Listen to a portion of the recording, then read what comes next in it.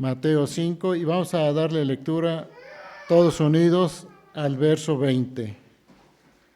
Mateo 5, verso 20.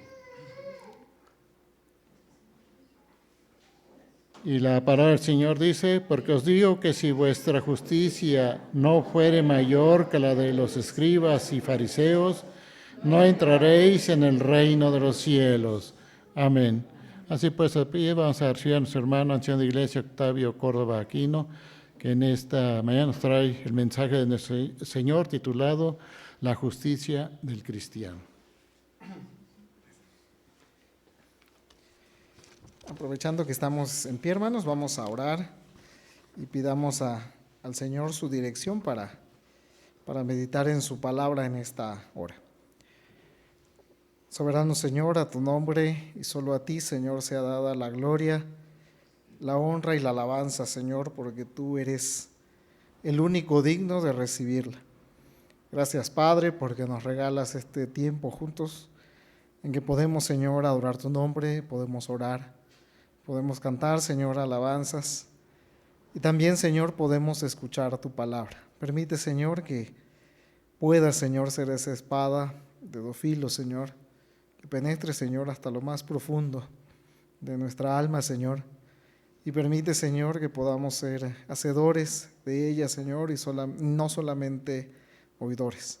Gracias, Padre, por tu pueblo, por lo que podremos escuchar tu palabra, por los que lo harán, Señor, a través de las redes sociales.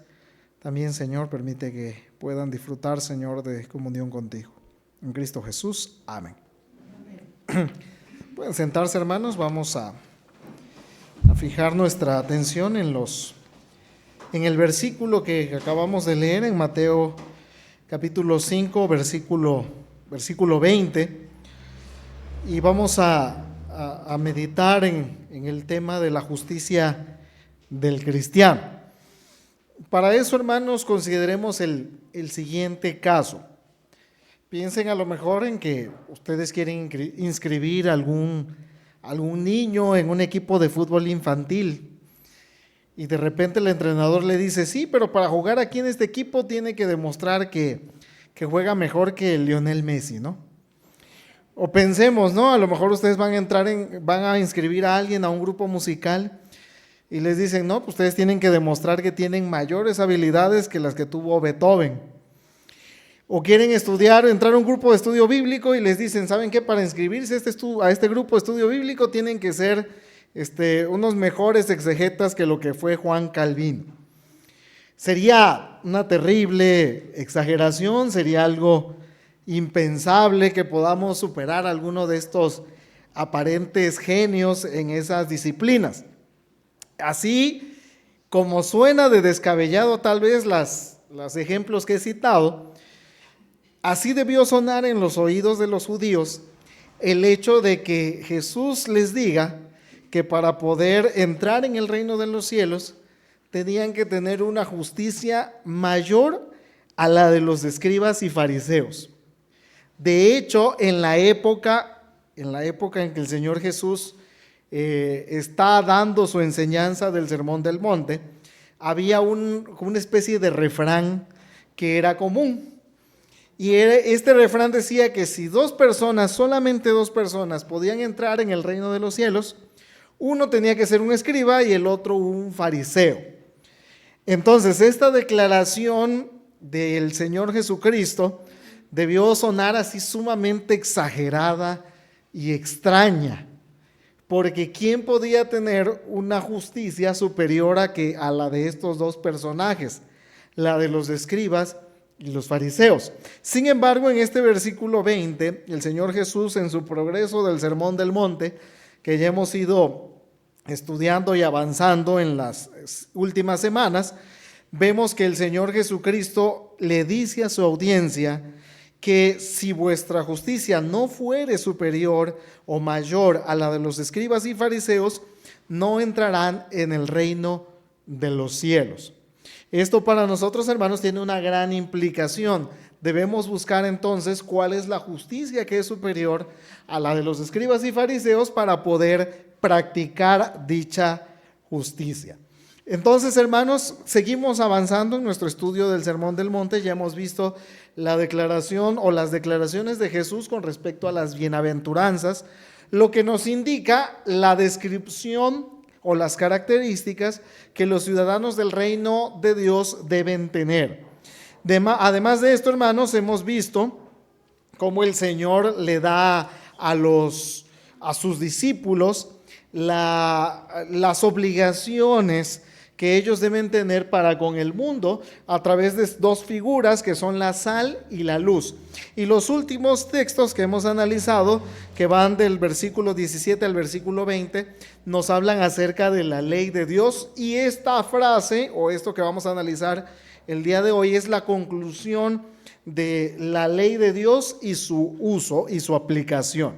Entonces, hermanos, vamos a poder analizar este pasaje en tres subtemas que hemos desarrollado para el día de hoy.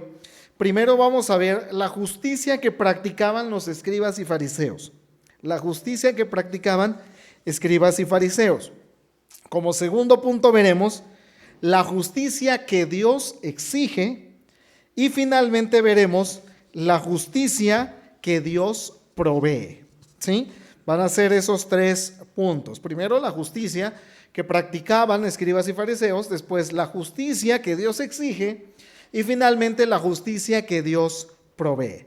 Vamos a comenzar entonces con la justicia que practicaban los escribas y fariseos.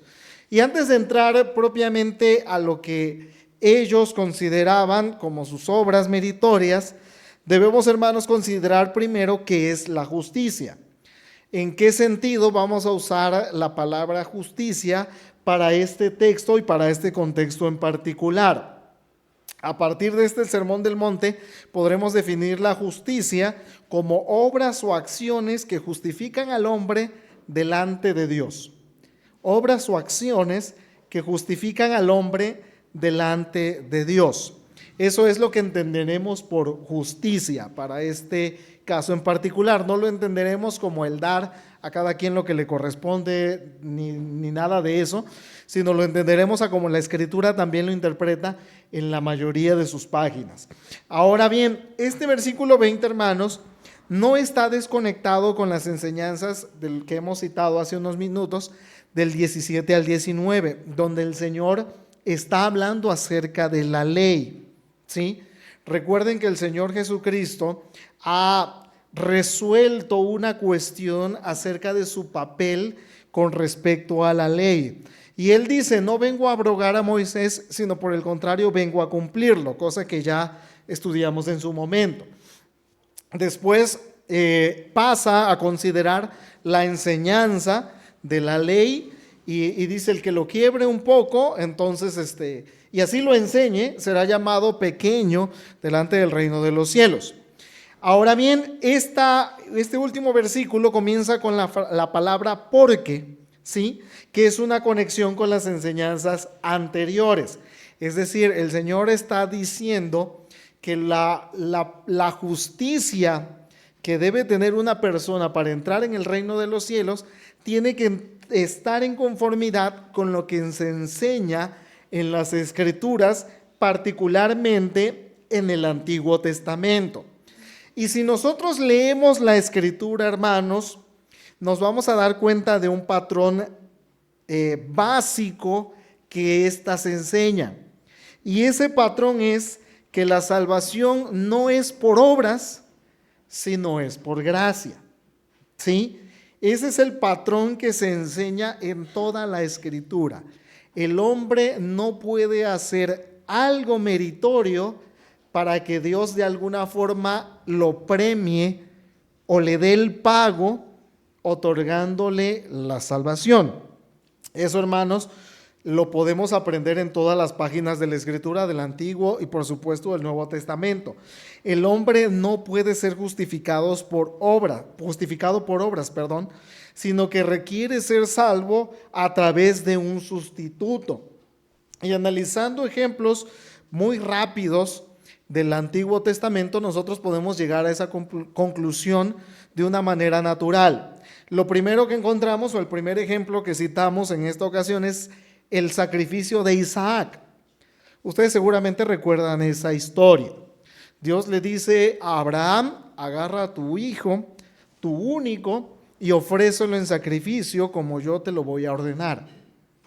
Nosotros vemos esta historia probablemente con un nudo en la garganta, cómo Abraham llega hasta la cumbre del monte y está dispuesto a sacrificar a su hijo, pero Dios le dice: detén tu mano, porque ya sé que tienes fe, y provee a un sustituto, ¿sí?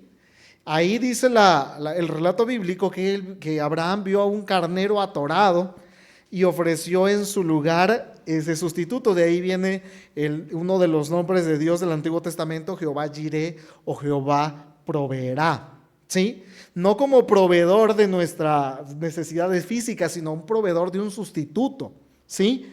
También, hermanos, todo el sistema sacrificial que nosotros encontramos en Levítico. No sé si han leído el libro de Levítico.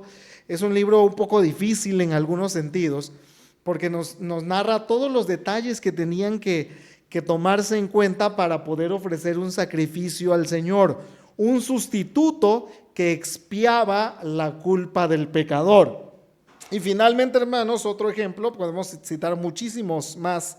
Vemos, hermanos, las promesas en Jeremías y en Ezequiel de que la nación se había entregado al pecado, pero Él iba a darles un nuevo corazón, ¿sí? Y la Escritura nos dice que Dios iba a remover el corazón de piedra para darles un corazón de carne. Entonces, aquí tenemos el patrón de la Escritura.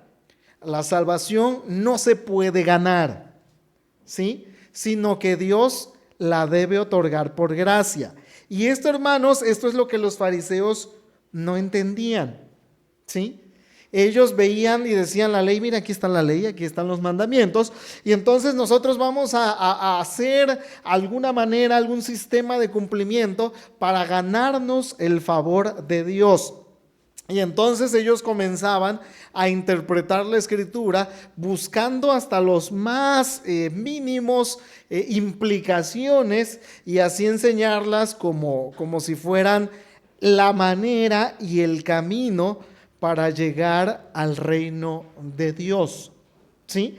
Este no es el uso que la Escritura tiene, hermanos.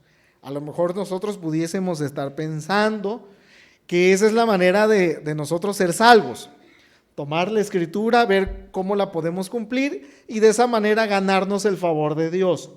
Pero este no es el uso de la Escritura. En Gálatas 3:24, nosotros ya con la ventaja del Nuevo Testamento, tenemos para qué nos sirve la Escritura. Y este texto nos dice que la Escritura es nuestro ayo para llevarnos a Cristo. ¿Y qué es un ayo? ¿Para qué sirve la ley?, dice Pablo. Un ayo era un preceptor o un maestro, ¿sí? En el tiempo en que Pablo escribe, a los hijos, particularmente de los nobles de la época, se les asignaba un preceptor, cuyo título oficial era un ayo. Muchas veces incluso era un esclavo bien educado, y esa persona tenía la autoridad incluso para disciplinar al muchacho, para convertirlo en una persona de bien. Cuando Pablo nos dice que la ley ha sido nuestro ayo, significa que es nuestro maestro. La ley nos va enseñando que no podemos ganarnos la salvación por obras para mostrarnos a Cristo finalmente, ¿sí? Esa es la utilidad de la ley de Dios. Y los escribas no tomaban esto, ni escribas ni fariseos tomaban esto así, sino ellos llegaron a niveles tan ridículos de incluso cosechaban granos, ¿sí?, y separaban 10 granitos de cada 100 para darlos como el diezmo. Y eso decían: estas son las obras que tenemos que hacer para ganarnos el camino al cielo. Podemos ver al menos 4 características que tenía la justicia o la pretendida justicia de los escribas y fariseos. Y en estos 4 puntos podemos detenernos un poco para considerar si nosotros en algún sentido estamos confiando de esa forma en nuestra salvación. Siempre que reviso un poco acerca de lo que hacían los escribas y fariseos, concluyo que todos tenemos un fariseíto por ahí, escondido todavía en nosotros, que trata de merecer la salvación de Dios.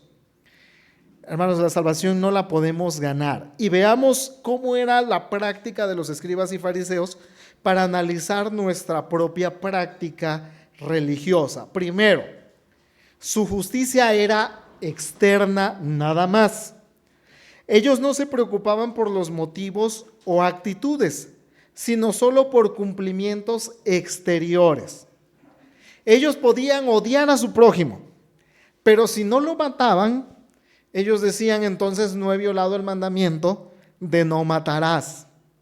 Podían ser terriblemente lujuriosos y lascivos, pero si no cometían el acto de acostarse con una mujer ajena, ellos decían: no somos adúlteros. Se sentían justos y en paz con Dios solo por el cumplimiento de rituales externos, siendo en el camino terriblemente hipócritas. ¿Sí? Los fariseos se guardaban exteriormente. En pocas palabras, les encantaba dar una imagen de que estaban bien. ¿Sí? Y ellos incluso tenían una actividad religiosa muy fructífera, muy prolífera. Practicaban oración, practicaban ayuno. Hermanos, si nos pusiéramos a las obras con alguno de los fariseos, no tendríamos realmente nada que hacer, ¿sí?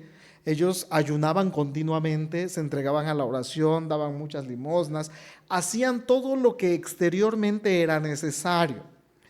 Y esto no era algo nuevo. En Isaías 1, del 13 al 15, se nos narra que la nación de Israel proclamaba lunas nuevas, días de reposo, y hacían oraciones, incluso levantaban sus manos en oración, pero Dios les dice: cuando hagan eso, yo no los voy a escuchar, porque llenas están de sangre vuestras manos. Es decir, ellos solo se estaban fijando en el exterior.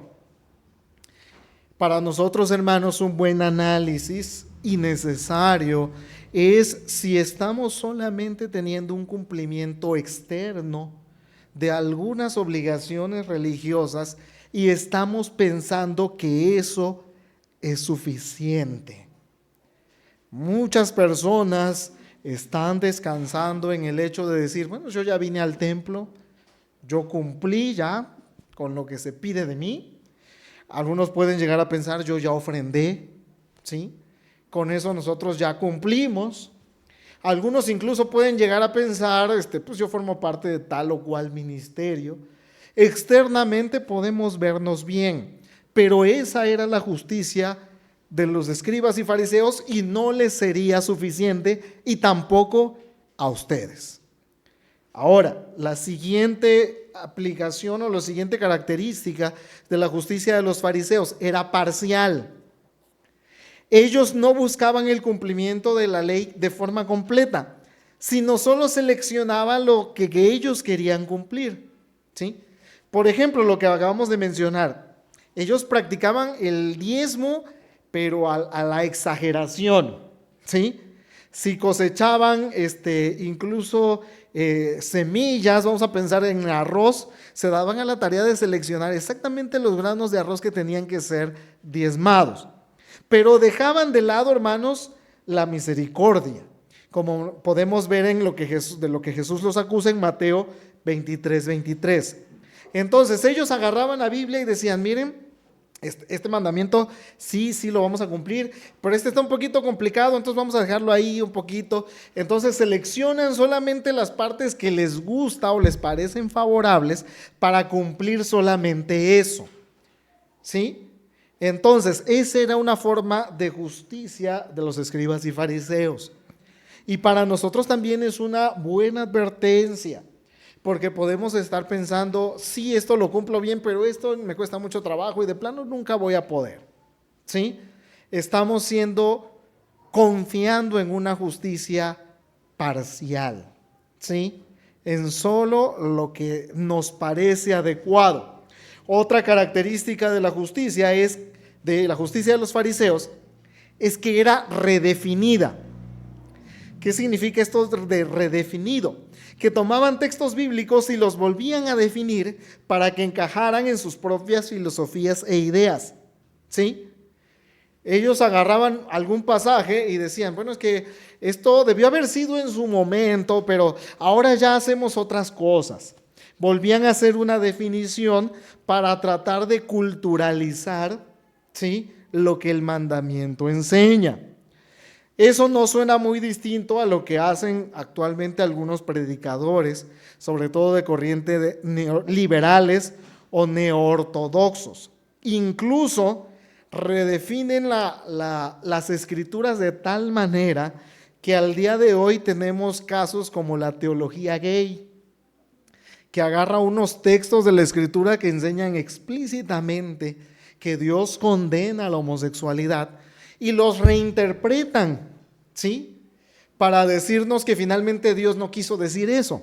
Un caso, por ejemplo, es el caso del centurión romano y su siervo, que la teología gay lo reinterpreta, aunque parezca chistoso y aberrante al mismo tiempo, lo interpretan como que este centurión romano tenía a su siervo como su pareja sexual. Y dicen, como Jesús lo sanó, entonces le está dando el visto bueno a las relaciones homosexuales. Esa es una reinterpretación de las escrituras que se hace de hecho en nuestros tiempos. Y además de esta y otras perversiones, hay la teología de la liberación y demás enseñanzas nocivas que, hermanos, se identifican con la reinterpretación. Entonces los fariseos tomaban algunos pasajes y decían, no, esto no debe significar esto, aunque sea su significado obvio, y le daban una interpretación adecuada a sus propios razonamientos. Ahora, a nuestro nivel, a nivel más personal, ¿buscas modificar en algún momento algún mandamiento para que no seas juzgado por él? A lo mejor te suene un poquito extraño, pero seguramente has escuchado estas frases. Es que eso yo no lo entiendo así, dicen algunos. O algunos otros dicen, eso es lo que usted interpreta, pero para mí significa otra cosa. Hermanos, la Biblia no es interpretar lo que tú pienses que significa, sino lo que efectivamente significa. No es lo que tú piensas que te va a aportar a ti, sino lo que Dios dice a través de ella. Yo tenía un ejercicio con unos jóvenes hace algún tiempo, un ejercicio que no les recomiendo, por supuesto, donde yo me sentaba a leer un texto y les decía, ¿qué significa esto para ti? ¿Y qué significa esto para ti? Y todos teníamos un significado distinto y terminábamos sin nada en realidad. ¿Sí? La escritura no es así, hermanos. Dios no ha hablado de una manera vaga para que tú te imagines lo que quieras pensar. Él dice lo que efectivamente dice. ¿Sí? Entonces, hermanos, la justicia de los escribas y fariseos era redefinida. Y finalmente, su justicia era egocéntrica.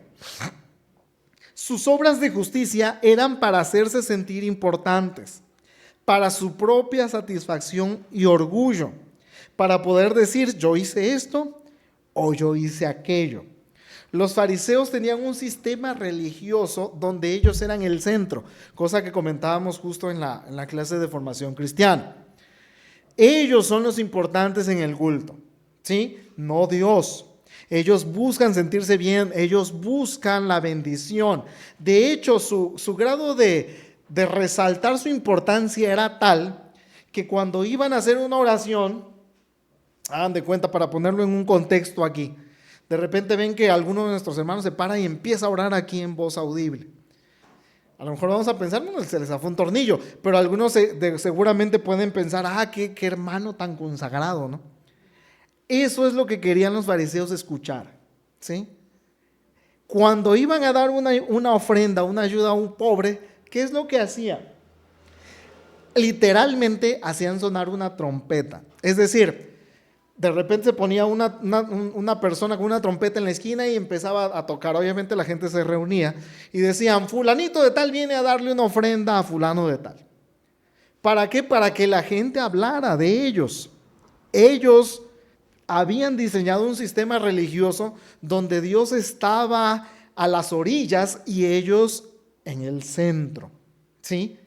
Ese era el tipo de justicia que ellos persiguen. Ahora, la pregunta no puede pasarse por alto para nosotros. ¿Cuál es la razón por la cual tú adoras a Dios y le rindes culto? A lo mejor solamente lo haces por la bendición. A lo mejor lo haces porque quieres ser favorecido por Dios para algún proyecto en particular o por alguna sanidad o por algo que a ti te agrada. Y si Dios no te lo da, seguramente te vas a molestar con Él. Hay muchas personas resentidas con las que yo he platicado en su momento, que me dicen, yo dejé de llegar a ese lugar porque Dios no quiso contestar mi oración. Ahí el centro de esa religión eres tú.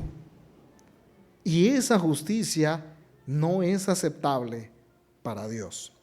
Entonces, hermanos, estas son características de la justicia que perseguían en su momento escribas y fariseos, y que, como hemos visto, todavía muchas personas persiguen al día de hoy. Una justicia exterior, una justicia parcial, una justicia redefinida y una justicia egocéntrica, ¿sí? Le damos al Señor que nosotros no tengamos esta manera de querer ser justificados delante de Dios. Ahora bien, vamos a pasar a nuestro segundo punto, la justicia que Dios exige, ¿sí? Ya vimos la justicia de los escribas y fariseos, que eran lo más alto que el hombre pudiese llegar. Vamos a ver la justicia que Dios exige. La justicia que Dios requiere, dado lo que este texto nos enseña, debe ser mayor que la de los escribas y fariseos. Y la palabra del griego que se traduce como mayor denota como un río que se desborda por sus orillas, lo cual hace hincapié en algo que supera por mucho a lo normal, ¿sí? Entonces, nuestro Dios, hermanos, no siempre se ha interesado por la situación interna del corazón y no por los rituales externos. Y eso, hermanos, lo podemos ver en al menos dos ejemplos que cito a continuación. Primero, Joel 2:13, donde el profeta Joel invita a la nación a arrepentirse y les dice, desgárrense el corazón antes que la ropa. En la época antigua, el mundo particularmente del Medio Oriente, tenía la costumbre de dar muestras de dolor rompiendo su ropa. Es decir, llegaba una mala noticia y lo que hacían era rasgar sus vestidos en señal de dolor. Entonces el profeta Joel les dice, antes que desgarrar ningún vestido, desgarren su corazón y arrepiéntanse. Busca lo interno antes que lo externo. Y en 1 Samuel 16:7 tenemos otro ejemplo clásico acerca del profeta Samuel ungiendo a David. Y dice la Biblia que primero, antes de David, se le presentaron varios de sus hermanos, el primero de ellos, Eliab. Y cuando Samuel vio a Eliab, lo vio grandote, con porte, y dijo, aquí está el rey. Y Dios le dice, no te fijes en su parecer ni en su grande estatura, porque yo lo desecho, porque yo miro el corazón. Entonces el Señor exige una justicia interna. Y hermanos, aquí es algo que nos debe hacer, sobre todo, evitar descansar en nuestras obras. El Señor requiere perfección y no se va a conformar con menos que eso, porque Él es perfecto. Levítico 27, Moisés le dice a los israelitas, ustedes deben ser santos, porque yo soy santo. Al mismo nivel de santidad, a ese mismo nivel, exige a los ciudadanos de su reino. Pero eso no es exclusivo del Antiguo Testamento. En Mateo 5:48, el Señor Jesucristo dice, sed pues vosotros perfectos, así como vuestro Padre es perfecto. Entonces, hermanos, ¿cuál es el estándar de Dios? la perfección. No puedes presentarte delante de Él con menos. No puedes decir, pues sí, tengo mis errores, pero soy más que fulanito. ¿Sí?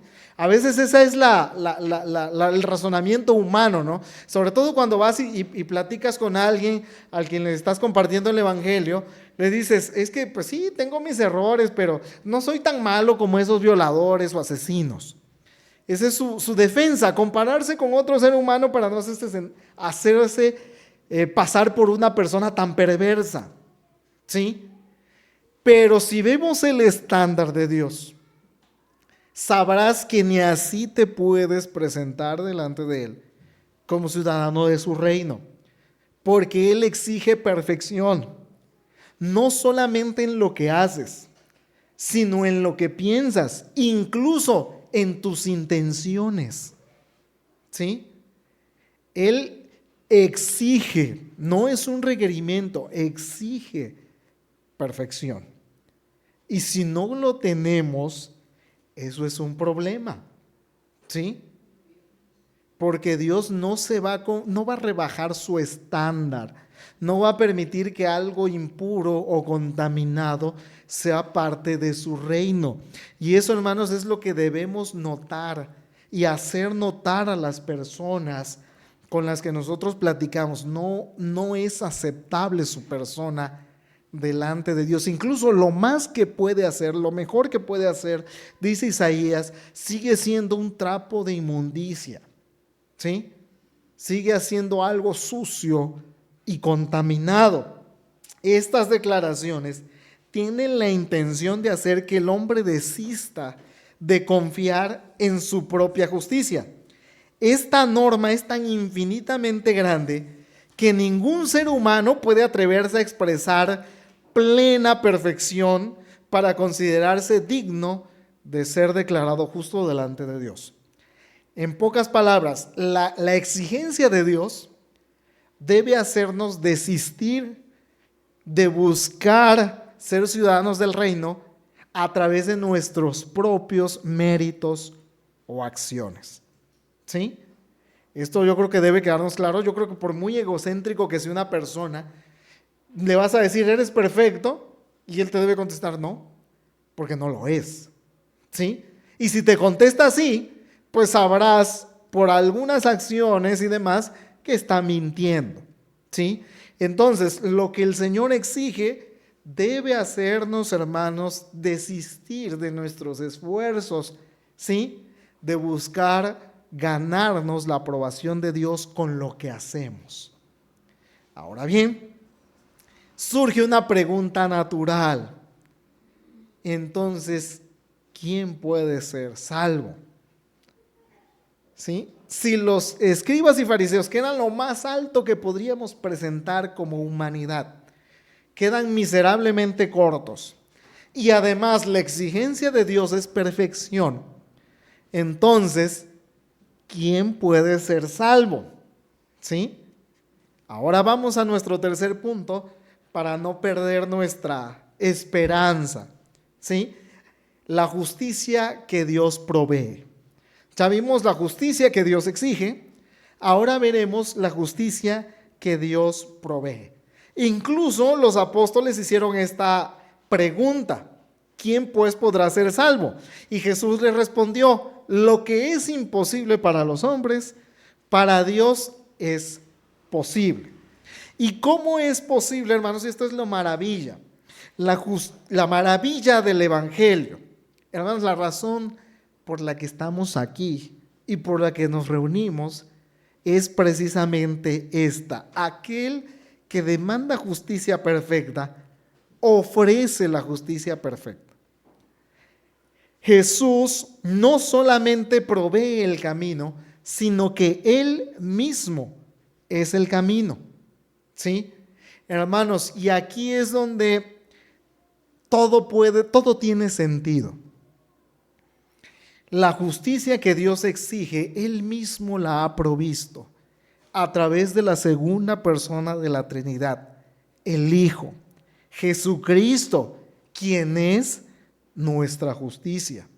En Romanos 5, del 8 al 10, nosotros encontramos que Dios muestra su amor para con nosotros, en que siendo aún pecadores, Cristo murió por nosotros. ¿Sí? Es decir, nosotros no tenemos nada que podamos llevar delante de Dios que valga la pena, ¿sí? Pero Dios mismo nos ha dicho, aquí está Cristo. Él ha sido ofrecido por tus pecados y ha cumplido perfectamente lo que tú no puedes cumplir. Si te arrepientes de tus pecados y pones tu confianza en ese sustituto, entonces y solo entonces serás justificado delante de Dios. ¿Sí?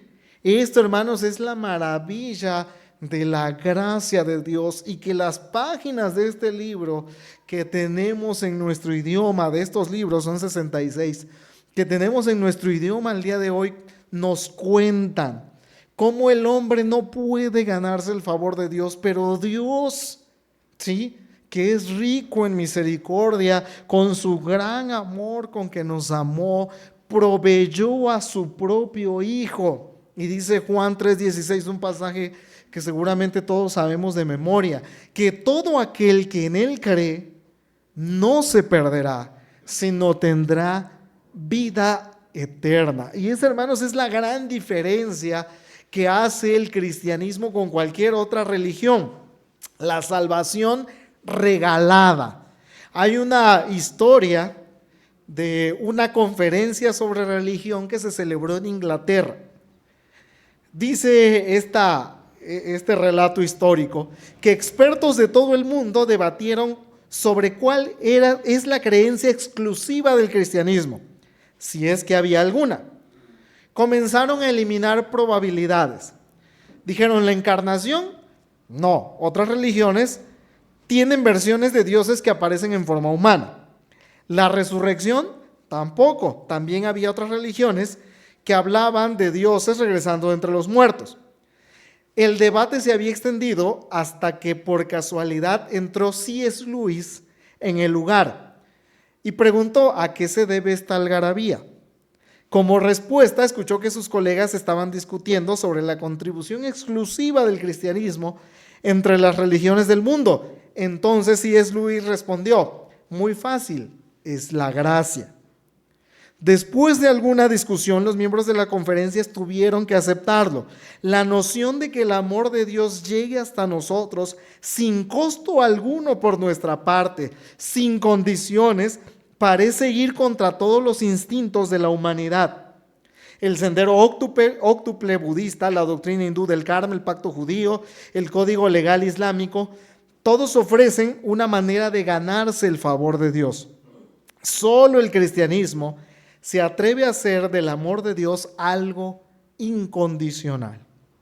Hermanos, la salvación que Dios provee es por gracia, está regalada, es gratis.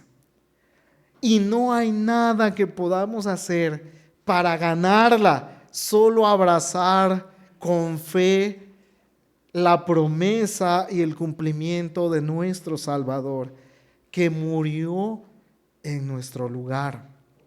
Esa, hermanos, es la única justicia que es superior a la de los escribas y fariseos y que se acepta delante de Dios. Una justicia que no nos pertenece porque ni siquiera la hicimos nosotros. Cumplió Cristo. Y esto es algo tan maravilloso, hermanos, porque Dios demanda para nosotros lo imposible, pero dio lo imposible. Y de tal manera es tan extraordinario, hermanos, que Cristo cumple por nosotros la ley. Y todos los que confiamos en Él, el Señor nos declara justos y nos ve como si estuviéramos limpiecitos y hubiésemos cumplido perfectamente nosotros. Pero Él fue nuestro sustituto. Él lo hizo en nuestro lugar. Hermanos, la justicia que Dios exige es demasiado alta para cualquiera de nosotros, ni sumando todos nuestros esfuerzos. Pero está Cristo y Él nos es ofrecido hoy. Qué maravilloso realmente es el amor de Dios, que pone delante de nosotros la vida nada más para que lo tomemos. Pone delante de nosotros a Cristo para que Él sea nuestro sustituto y nuestro fiador. Hermanos, no cometan el error de rechazar el único medio por el cual podemos ser justificados. No hay otra manera. No hay otra forma. No aplaces la única forma de ser ciudadano del reino y de escapar de la ira de Dios. No pienses, mañana será. No pienses, tal vez lo haré en otro momento, como Agripa, ¿no? Recordarán este relato, el apóstol Pablo le predica a Agripa, lo hace convicto de sus pecados y Agripa dice, por poco me persuades a ser cristiano. Ya veremos en otra ocasión. ¿Cuántas personas están en el infierno lamentando haber pedido otra ocasión que ya no se presentó? ¿Sí? No esperes para mañana el mensaje de salvación. El día de salvación es hoy, porque Cristo nos es ofrecido, pero Cristo, hermanos, también tiene un papel que no queremos ver en nosotros. Él es juez. En el Salmo número 2 encontramos que recibe por herencia a las naciones y que las regirá con vara de hierro. Y el salmista termina este salmo y nos dice, honren al Hijo. La traducción que Reina Valera hacen de la palabra honrar es más adecuada con besar. Literalmente significa besen al Hijo. Y a lo mejor para nuestro oído moderno es extraño eso de besar a Cristo, ¿no? Pero tiene una connotación de las guerras antiguas. Los antiguos reyes entraban en guerra. Y el rey derrotado, cuando perdía y se quedaba sin ningún recurso, tenía que venir delante del rey vencedor y besarlo en una señal de rendición incondicional. Ya no tengo nada más por lo que luchar, dice el rey, y besa. Entonces, el Salmo nos invita a rendirnos incondicionalmente delante del Hijo o sufrir las consecuencias de su ira. Tenemos, hermanos, la justicia provista maravillosamente por el Señor.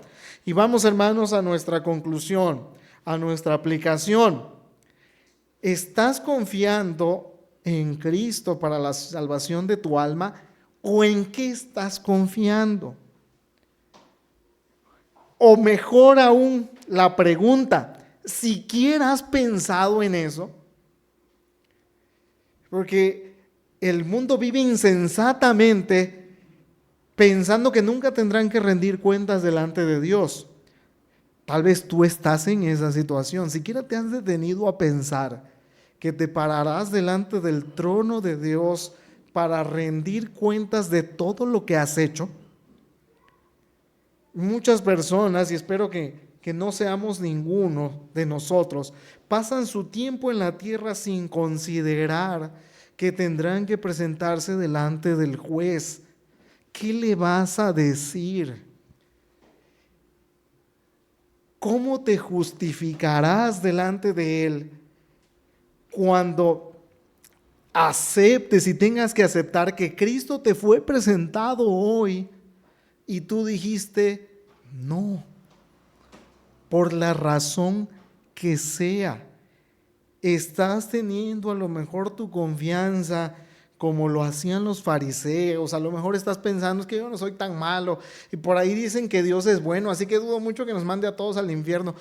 Lo va a hacer si no confías en la única justicia que te puede salvar. No pienses que yo voy de vez en cuando al templo, yo soy más que cualquier impío, si el Señor me pone en balanza seguramente me va a hacer falta un poquito, pero ahí nada más me da un empujoncito. No es así.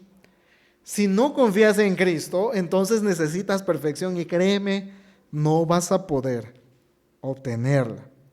Arrepiéntete entonces hoy. El día de salvación es hoy. Arrepiéntete y confía en Cristo y haz frutos dignos de arrepentimiento. Con esto quiero concluir. Mateo 3, 7 al 9 nos da la predicación de Juan el Bautista. Y dice la Escritura que venían delante de él precisamente escribas y fariseos a bautizarse. ¿Saben cómo le respondió Juan el Bautista a estas personas? Les dijo: generación de víboras, ¿quién les enseñó a huir de la ira venidera? Y añade algo muy importante: hagan frutos dignos de arrepentimiento.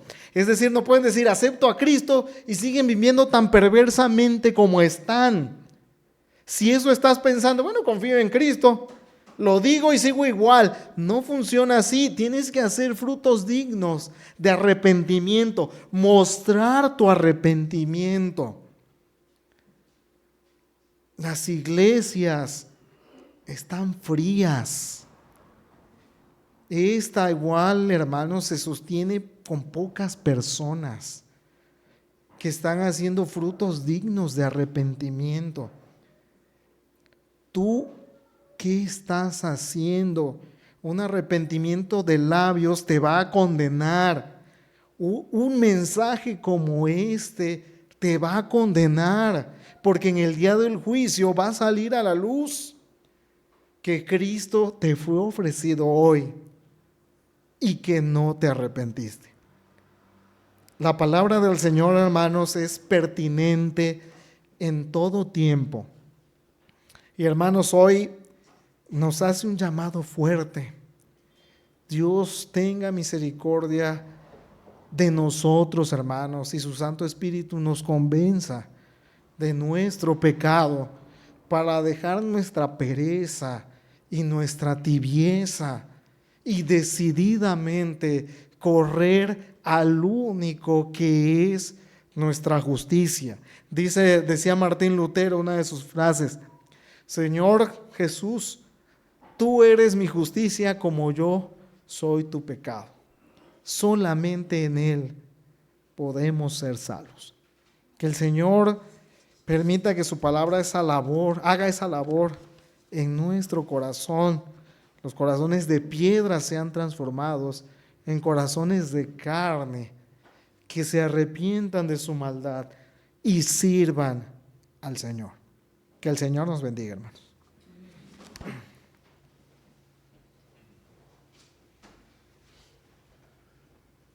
Damos gracias al Señor que nos trajo este mensaje, y Dios quiera que reflexionemos y que realmente nos